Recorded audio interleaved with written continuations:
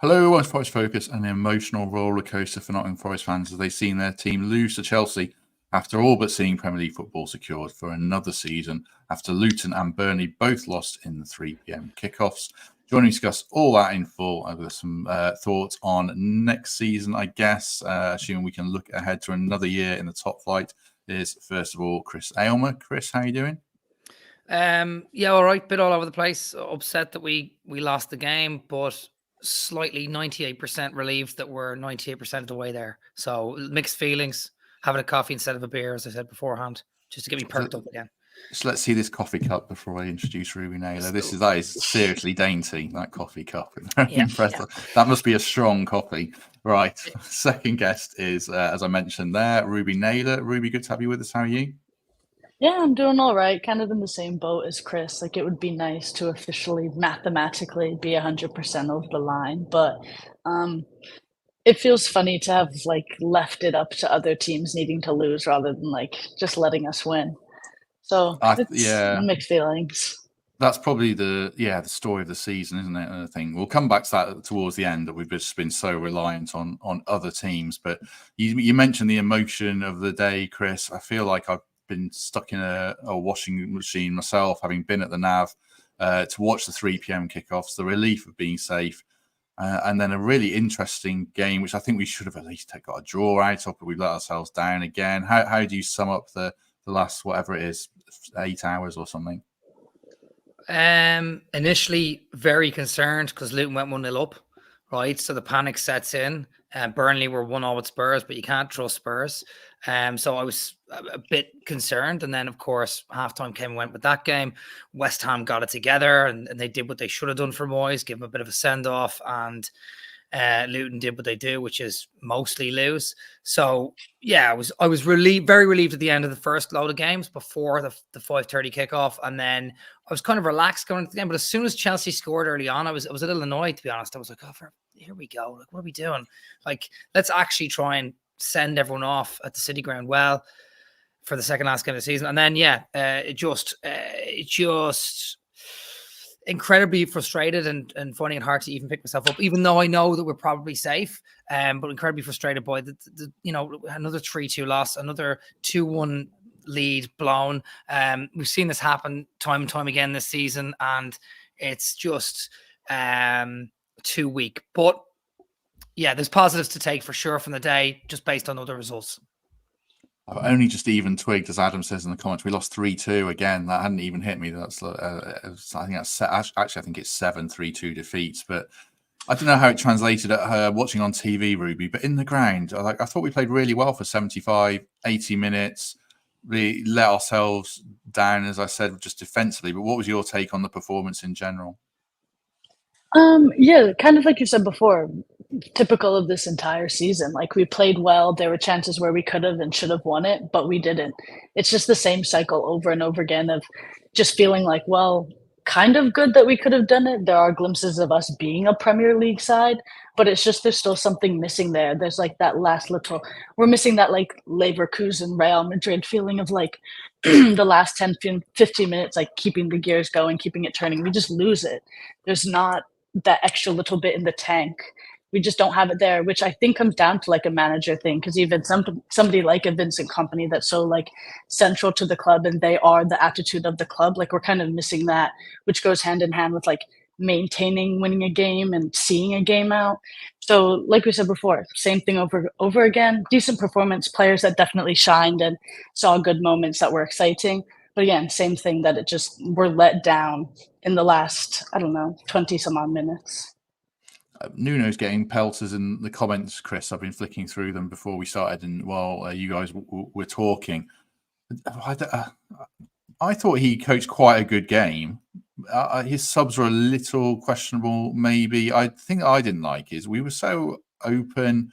We can't manage a game, and I think that comes from Steve Cooper had it as his fault as well. But when you go 2-1 up, okay, you concede and make it 2-2. But you can't get that ragged. And does that come down to the coach? And do you, like Ruby said, do you think that's what's the main thing that's missing from this team? Now we've finally sorted set pieces out a little bit. It has to go down. The buck stops with the coach, right? At the end of the day, so it has to a little bit, yeah. I think some of the substitutions towards the back end. Toffolo had a really bad time. At the back end of that game, he was caught out for the third goal with James, and there was a couple of other times he was caught out prior to that where we got lucky. But like that's based on changes as far as the shape and how we went into the game and tactically. I thought we did really well. I mean, like. Montiel was caught out for the first goal. We scored from a set piece. We managed the game really well until that point where we went ahead, which is kind of crazy to think. We'd had a couple of chances. Yates had hit the post.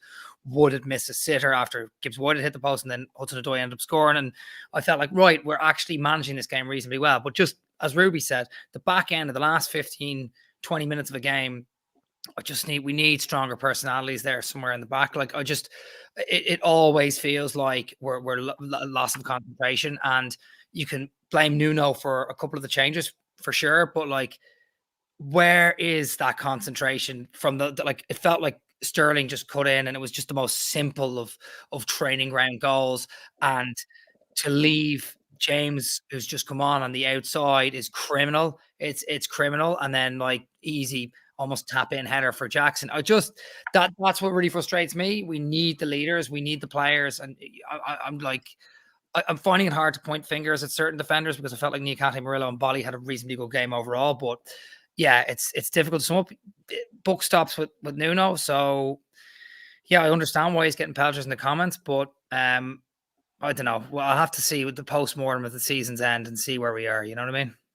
Yeah, I think I need to watch the game back later because all the goals came from out wide, Ruby. The first one with Montiel, the second one, Aylmer, and we'll break them down in a minute. And then the third one with Toff, who did have a really rough time when he came on.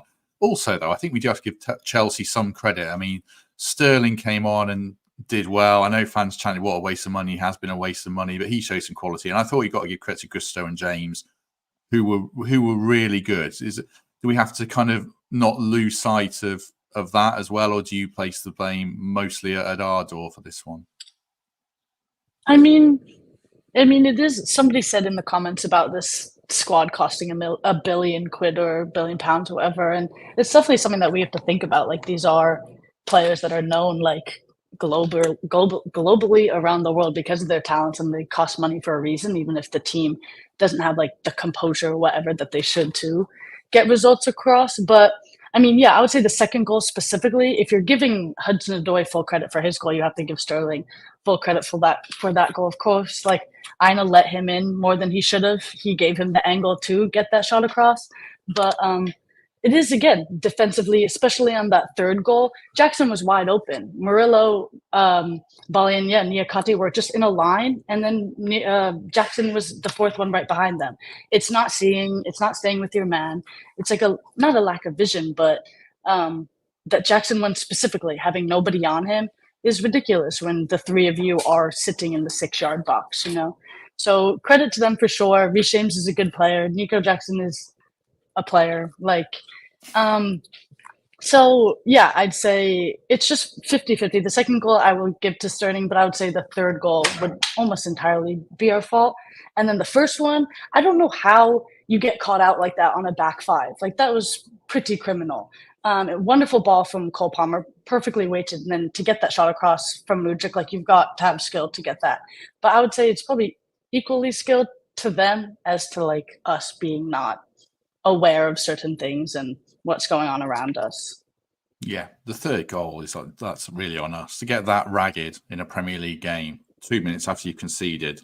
We've done that a lot over the last couple of seasons. I thought we'd eradicate it, but we certainly fell back into a familiar trap there. The first goal, Chris, we'll go through them mostly chronologically. Montiel kind of, when you play sensible soccer in the 90s, Montiel seems to kind of glitch and just run in the straight line towards the penalty spot as Mudryk runs off him. Cole Palmer, it's a great ball from Cole Palmer, isn't it? But again, well, like Cole Palmer is like on his way to being a world-class player. So you have to know if he has the ball at his feet, that he's going to be able to break the lines with those kind of passes. Like even really good professional players play for us. Gibbs White makes those passes all the time. So you have to know if the ball's at his feet, that's going to happen. And if you're Montiel and you're marking Mudryk, who's probably one of the fastest on the pitch, you're like, okay, he's probably going to get in behind me. He doesn't see it, checks his shoulder, looks over, and he's gone. And of course, Bolly's not going to be catching him. I mean, I love Bolly, but he's as slow as a truck at times. So he's dragging to get back. And, you know, it's basically a one-on-one with the keeper.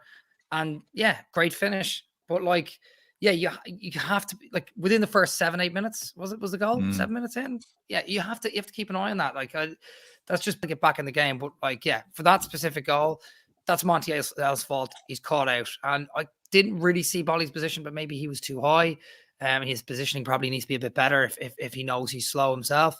And then obviously if we were back five, surely Niakate or someone drifts across. Maybe they did and it was too late. But yeah, Montiel for me, that's a mistake from him. And that's two mistakes that have cost us goals in the last week. So yeah. Yeah, and did a really good start as well, I thought, Ruby. It felt really good in the ground. I thought we were playing well. And we got level. We saw the value of Bolly at the other end of the pitch. I thought Bolly had a good game, actually. But a set-piece goal for us, a second game in a row. I don't know. Did we start well, do you think, or not? Yeah, I thought we started well. We kind of, I would say, looked like we matched them quality-wise, play-wise. I know they had more position, but I'd say we had the better opportunities, especially even in that opening 10 or so minutes before Sterling's goal. I thought we played better than Chelsea had. They really hadn't seen too much of the ball, honestly, before that opportunity. But yeah, I thought I wasn't disappointed in how we were playing, especially the way that the foul was conceded or the way that we got the foul to score our first goal. We had good build-up play. We were being composed. We were being calm, playing well. Nobody looked stressed to get the win and secure that we're staying at, because it is a stressful thing, I'm sure, that Nuno said before going into it. But yeah, I thought that we looked good and, again, just teetered out at the end. But I thought it was good football overall, which we haven't always seen throughout this season. I think we hit the post, was it 3 times in the game at least? Gibbs White from, about a foot, and then Chris Wood, another one to add to his collection, Chris, of his unfortunate collection of late of missing. It was a sitter. Do you give him any mitigation because the ball was slightly behind him and it looked hard to keep it down? But as a top striker, I feel like you got a score there. I've thought about it, and no, I don't. You've got to get over that ball, all right? If it was me, and I missed it, fair enough. But I'm not a professional football player. Yes, the ball is slightly behind him, but he's right in front of goal. Even if you blast it high, it should go high into the net somehow. Gibbs White hit the post with a header. Okay, he was rising high against someone just trying to get his head on it. Unbelievable from Callum Hudson-Odoi, by the way. Like, didn't cut inside, went down the line, and then lovely little dink over the top for Gibbs White. But that's like Chris Wood scoring the hard goals, missing the easy chances. It's one of those ones. I don't. Yeah, you got to score from there. That's it. You just have to. You have to. He knows it. He knows it himself. But yeah, poor miss. It was. Let's talk about Hudson-Odoi, Ruby. Another great performance. It feels like he's mixing it up a little bit to go down the outside, which I guess he has to do. What did you make of him overall? Is he still too predictable, or does it matter a jot when you're still putting it in the bottom corner, you're hitting the bar, you're terrorizing your opponents? Was he man of the match? How good was he? I don't know if I'd go man of the match, but I think he had a good game. And it is, I wouldn't say being predictable is necessarily, I don't know, the worst thing in the world. I mean, because it gives opportunities for somebody to underlap or overlap. And then when they think he's going to shoot, play him wide. Like, it gives us opportunities to play with the idea that people know that he wants that inside shot. So definitely if they work with that and obviously give Aina or whoever is behind him heads up, like, hey, look out for when he's trying to cut in, make a run, distract a defender, something like that.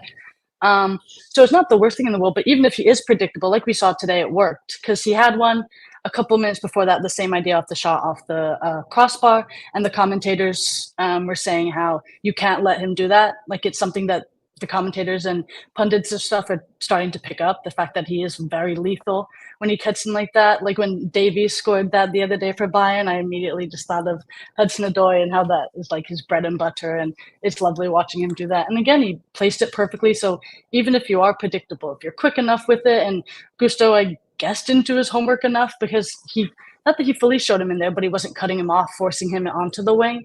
So yeah, not the worst thing in the world, and it worked. So as long as it keeps working, I'm all right with it. And I thought he played pretty well.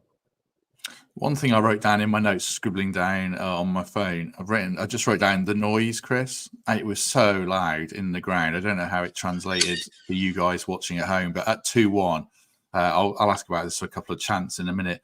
But at 2-1, the atmosphere was incredible. And then you probably just think from there, you just manage the game, don't you? I think that's what you have to look to do.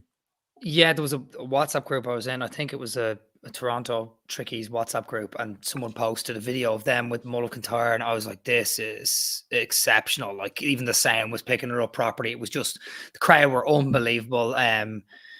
The crowd have been unbelievable in big games over the last 2 years. You go back to Arsenal last year, even the Man United game I was at in December, today, just always class. Even when we're down, we're still there and we're still with our team. And I just thought, I could feel it through the laptop. I was watching a stream. It was absolutely blasting out. They almost had to turn it down themselves. The commentators were saying they couldn't hear themselves think. It was pretty impressive. And yeah, you got to manage the game. You know, you have the crowd behind you. It's the second last game of the season. You're 2-1 up 15 minutes ago. Just like, also squeeze the life out of the game a little bit. Let's go back to like 90s football where you sit behind the ball and you just give absolutely no space whatsoever. Like, that's what really frustrates me, is I just strangle the game out.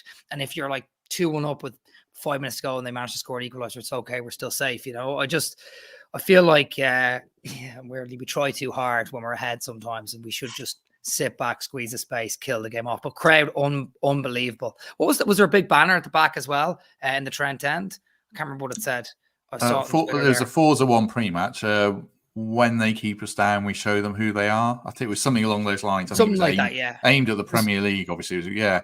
Very cool, though. Very, very cool, because, like, obviously, you know, the timing of it as well with the other losses. Now, we should, fingers crossed, 98% there, safe. But, like, yeah, it was very cool. Fans are brilliant. City Ground's brilliant. And, you know, after all the talk this week of potentially moving somewhere else, like, it's just, there's no atmosphere like it right by the river. It's unbelievable. Yeah, I mean, that was the other thing I was going to pick up on. I don't think I've been in a ground before where you hear pro-stadium chants for the stadium itself, stand up for the City Ground. FHS2, I heard.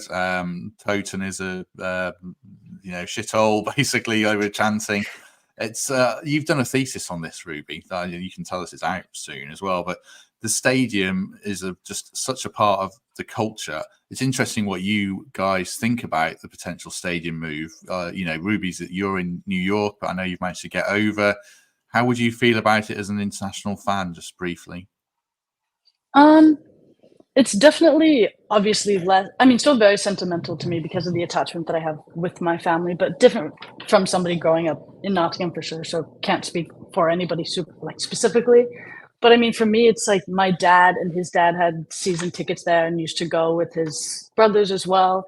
And then I've gone with my dad and never had season tickets because obviously I don't live there. But it just means something. Like, you look at it, and again, like you said, my thesis is entirely on like the community ties and about the City Ground being a fortress and about how everybody's got some connection to it. And at one point, somebody I interviewed talks about like what makes the City Ground unique and special is that even when we are down, the atmosphere is incredible. And he says how usually when people talk about atmospheres being good, like Liverpool, Villa this season, etc., it's because they're doing well, and it seems that they're doing well. And you don't usually hear people talking about the lower teams having an incredible atmosphere, but people do talk about the City Ground. There's videos of it on YouTube of people who are not Forest fans just going and being like, "Is this the greatest atmosphere in the Premier League?" And we're just little old Forest, as people say.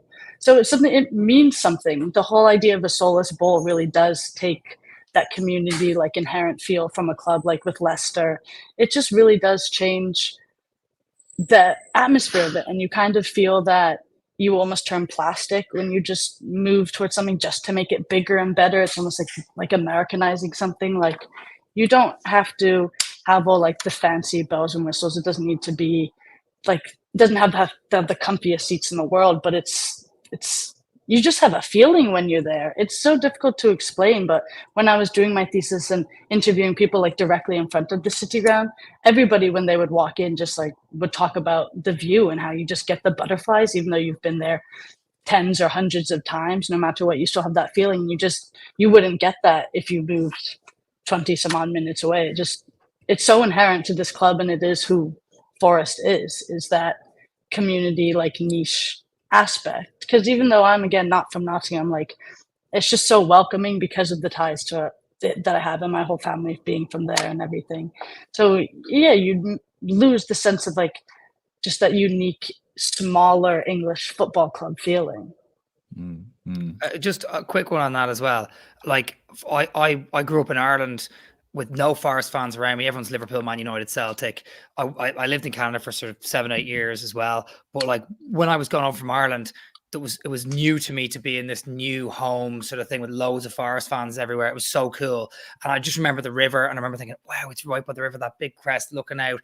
And then, you know, as I met Forest fans when I lived in London for a bit, I met Matt, my podcast host. He'd take me around and explain the history of things, and there was stuff that I was just picking up on from him. And I just there's something about the identity of that stadium and it being on the river and just the history of it, and you know, everything from Clough to even years prior to that. It just, there's something so special about it. And even from someone outside like myself or Ruby coming over to go to that game, I know she has a bit more of a connection because her family were season ticket holders, but it's just so special. And it's a cauldron as well. It affects other teams when they come in. Opposition, you can see on their faces, they kind of almost don't want to be there. It's just something about the nature of that stadium. It's just so special across the board.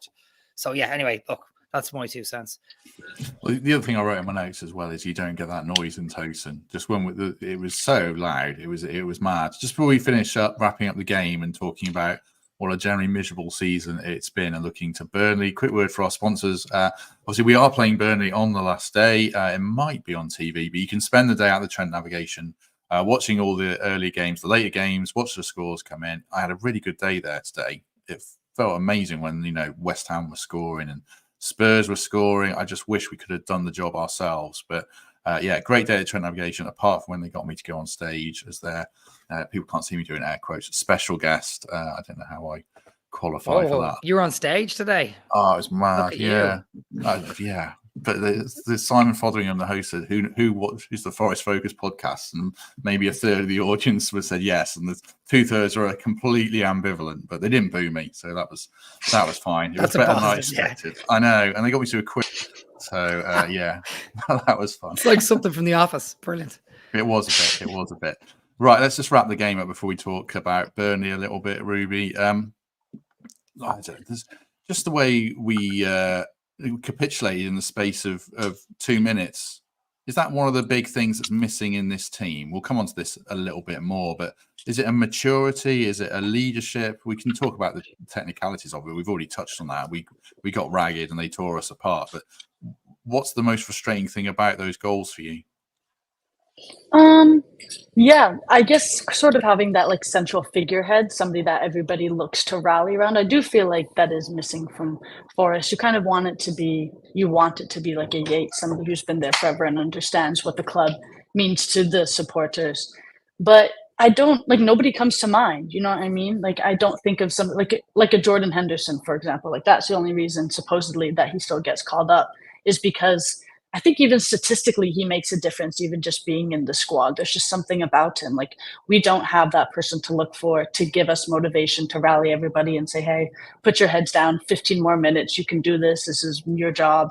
There really isn't somebody like that when you think about it. And it would be, again, cool if it was Ryan Yates, but like, I'm trying to think of who else it could be. And I'm not, like, nobody's coming to mind that I would think people would look to and just kind of focus on and say, hey, they're going to give us that little morale boost. There isn't anybody I can really think of, which I do think is a pretty big issue.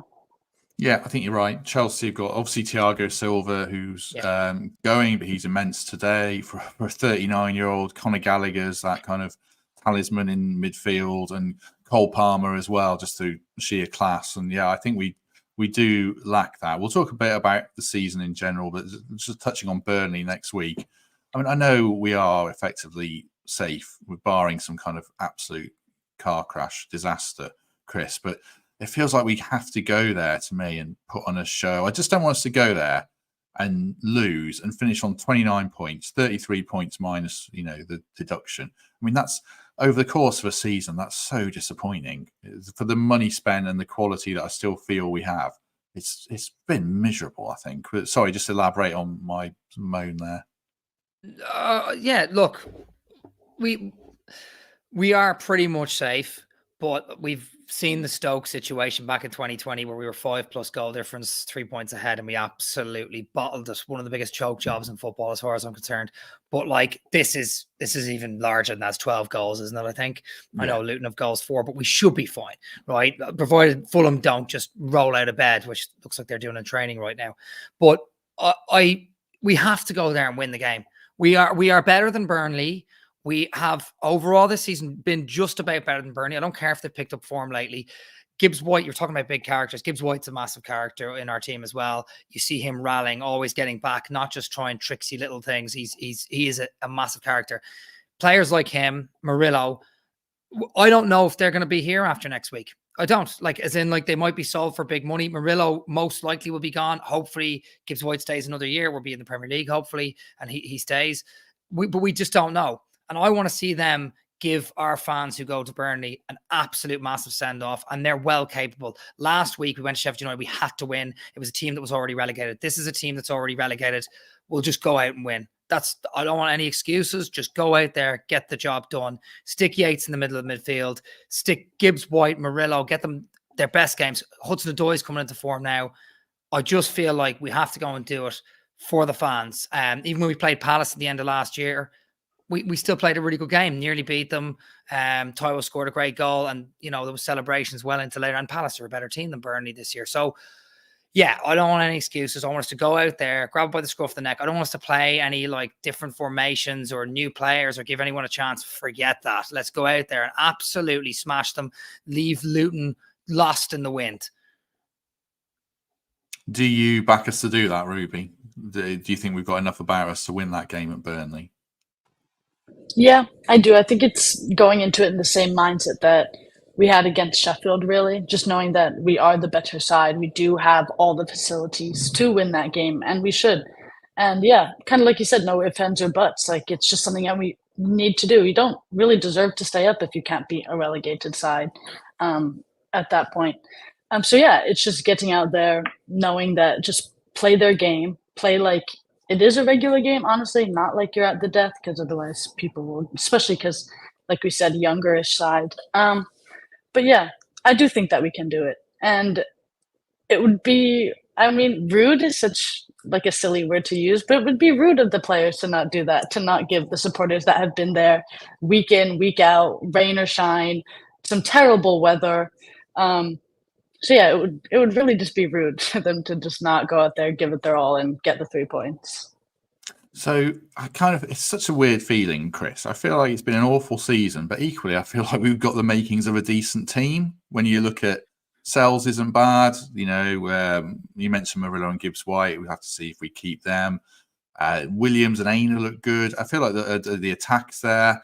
We just feel like we're missing a couple of big ingredients. So on one sense, we're not far away from being a decent mid-table team. On the other sense, the last 2 years, we're very close to being relegated. So what are we, do you think?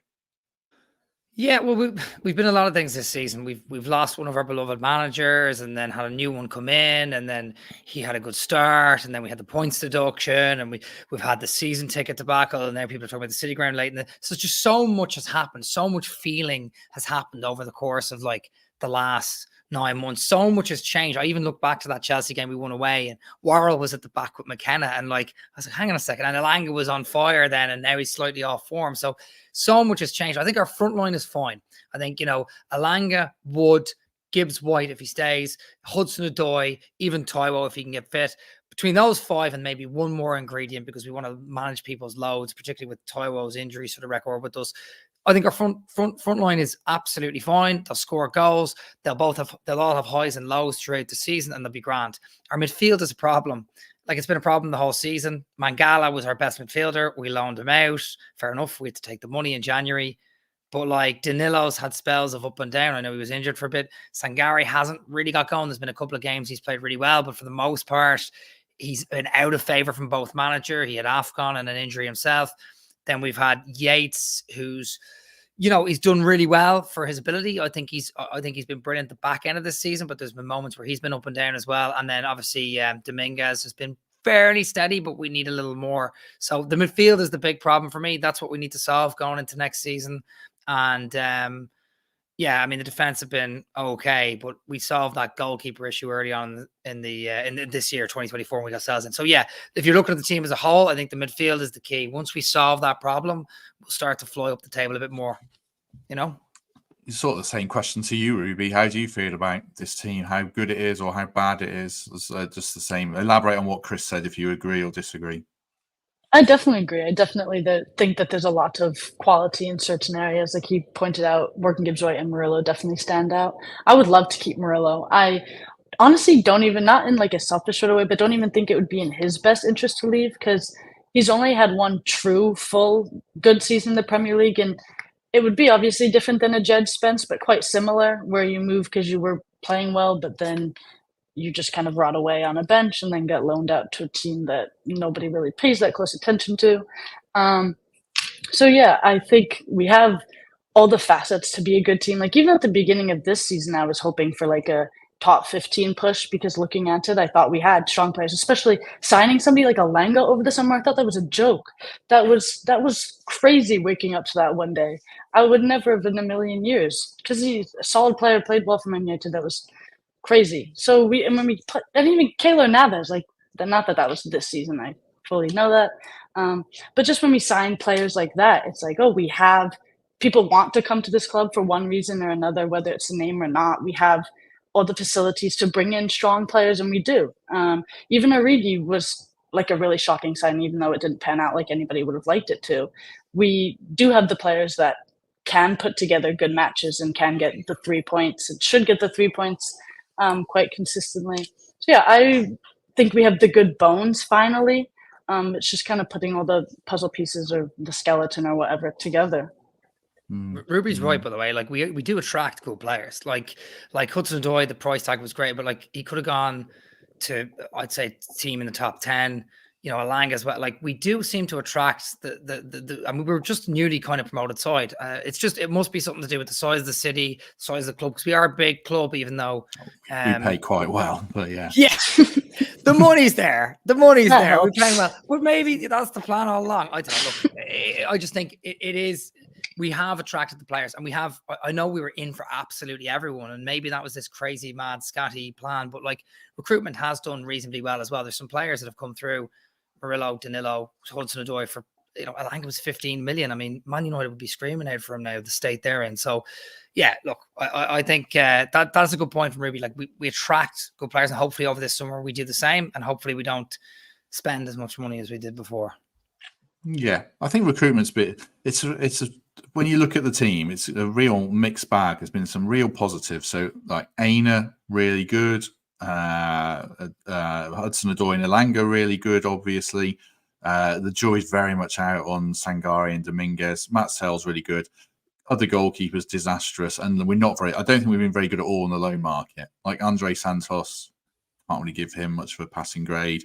Origi, Montiel, I'm not convinced by defensively at all. So I think it's been up and down. I think the ingredients are there, though.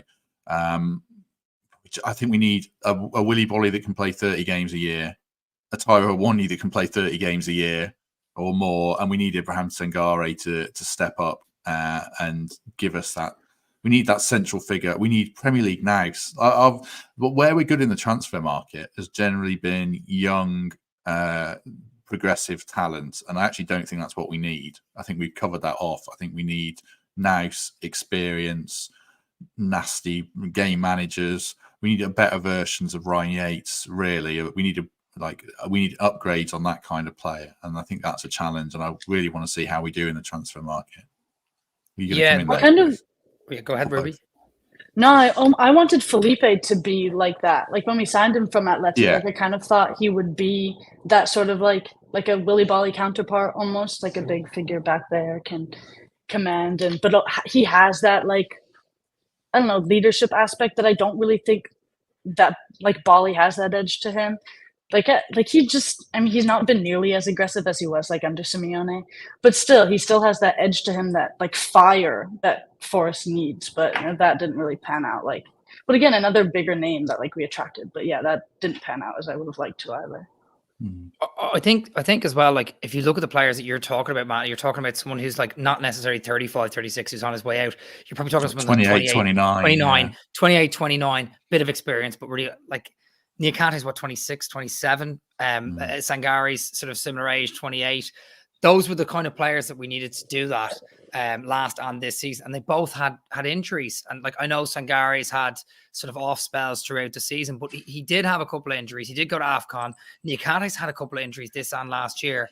We expected those players to do that, be part of that spine of the team, where you have Niakante, Sangare, and then obviously up top Toivo, who also had injuries. So yeah, we will. I know what you mean. I know the kind of players we'd be looking for, maybe just that bit of experience, but like not too old that they're veterans to try and calm us down on the pitch and manage games. But yeah, we have been a little unlucky with the types of injuries to the profile of player we've had as well. Do you know what I mean?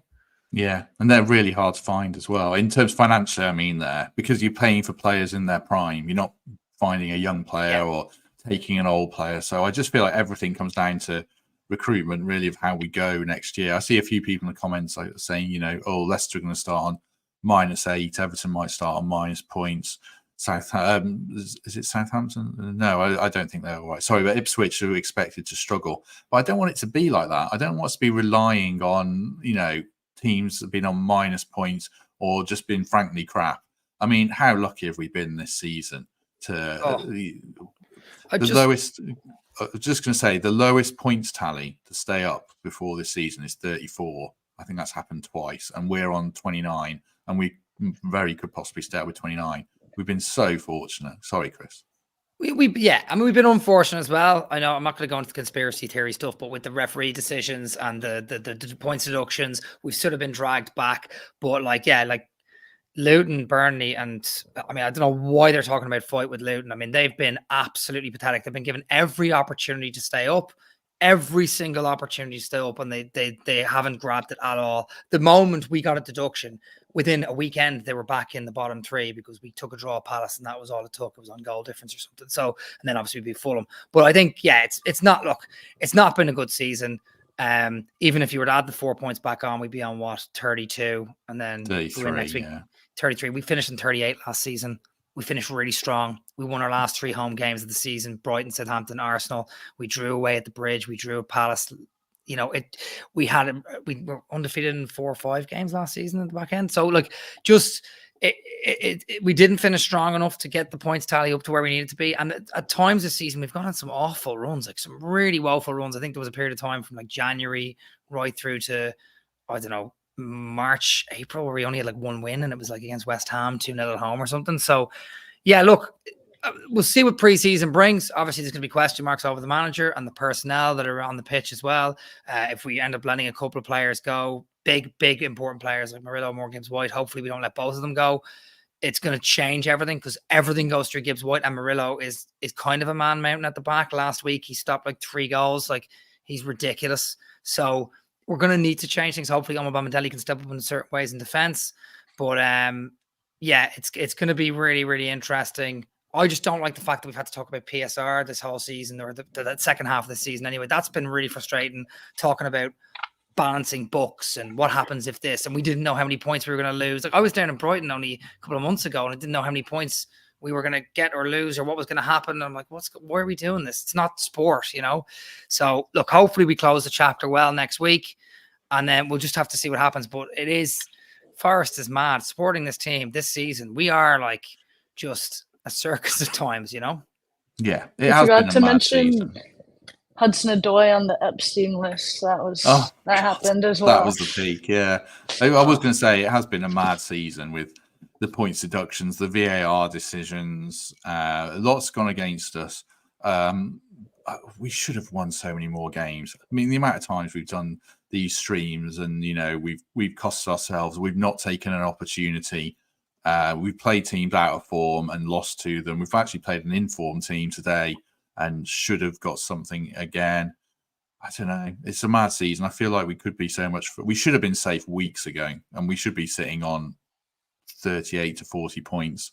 And you'd probably say that's a progressive, decent season. So I don't know where we are heading into next season. I'd like to be glass half full, and we'll review more on Monday. I think I've been to, I don't know, I have to toss it up, maybe 12 games this year, and I think I've seen one win. I mean, that's pretty miserable. It was the Man United win. No, it's not. I've been to a lot. That was a great win. Games. I was there as well. I mean, but can I just say, in a weird way, and maybe this is just my weird self, right? In a weird way, there's something about like crazy, horrible. Like even last year, we said it was brilliant because there was a fairy tale ending to it all. But realistically, throughout the whole season until the end, we were like, "Oh, this is horrendous." At times it was really, really frustrating. Just if we stay up, I'm still going to look back on this season and have those fond moments of away at Chelsea, away at Newcastle, home at Man United, home against Villa, and it makes the bitter makes the sweet all the sweeter. Do you know what I mean? It's like a weird therapy session of some sort, or maybe that's just me. I don't know. I just feel like it's not that bad. It's just we need to improve. We're still our second season up from promotion. You know what I mean? A lot of teams have come and gone since then. So yeah, it's not the end of the world.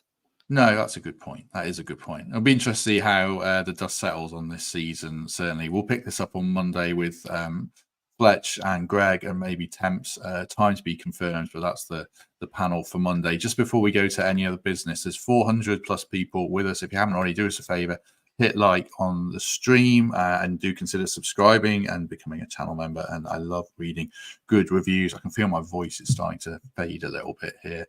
Ruby, any other business, anything you want to say before we go? Oh, hang on. Sorry, I hit the button again by mistake there.